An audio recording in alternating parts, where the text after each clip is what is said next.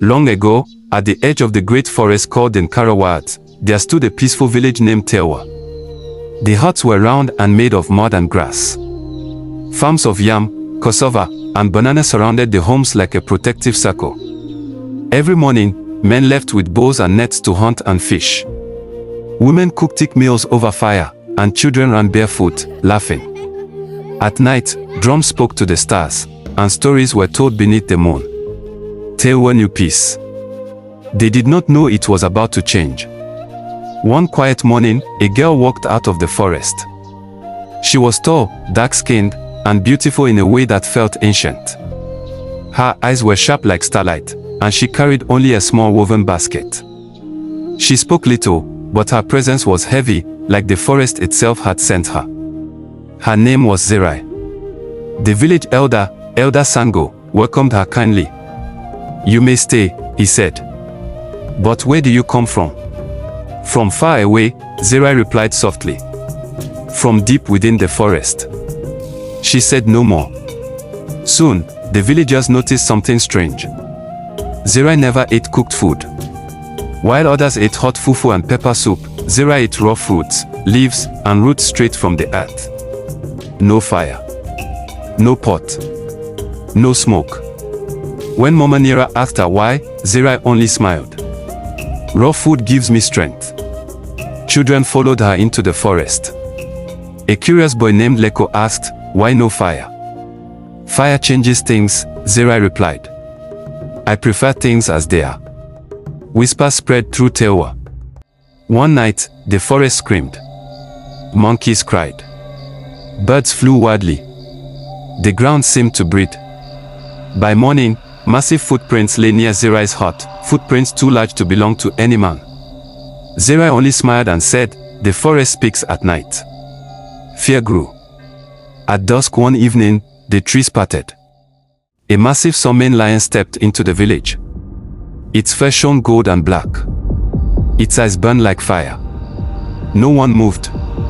Zerai walked forward. She placed her hand on the lion's head. The beast sat like a dog. "This is Konu," she said. "He is my friend." Tewa would never forget that moment. A hunter named Oran brought fresh antelope and offered Zerai a piece of meat. She accepted.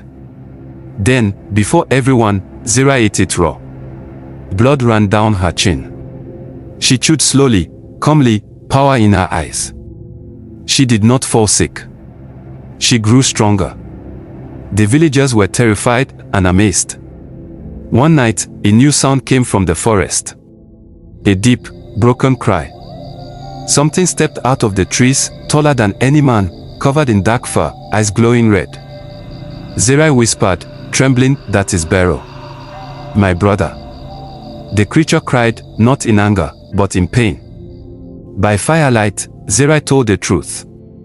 As a child, she drank from the living water, a sacred river hidden in the Nkara Wilds.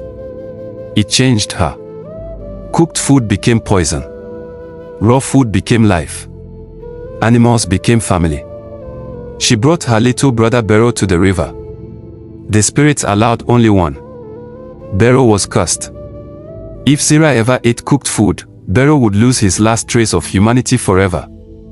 The village chose love over fear. Led by Elder Sango, they journeyed into the forest at night, drums beating, songs rising. Animals followed. Courage lit the darkness. They reached the whispering water as mist rolled across the river. The spirits appeared, the watchers of Nkara. The villagers begged. Children offered fruit. Mothers offered tears. Zerai bowed in shame and love. The spirit spoke, "Love is stronger than rules." The curse was lifted, but not the bond. Bero became human again, though forever tied to the wild. Zerai remained unchanged. Both would always eat raw food. Both would always belong to the forest. At sunrise, they returned. Bero walked as a man. Zerai smiled freely. Kanu the lion followed like a shadow. Tewa was changed forever. They respected the forest. They wasted nothing.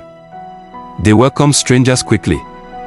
And so the elders told the children, Of Zerai of the living water, the girl who ate the forest raw, whose love broke a curse, and whose heart was stronger than spirits. And the forest listened.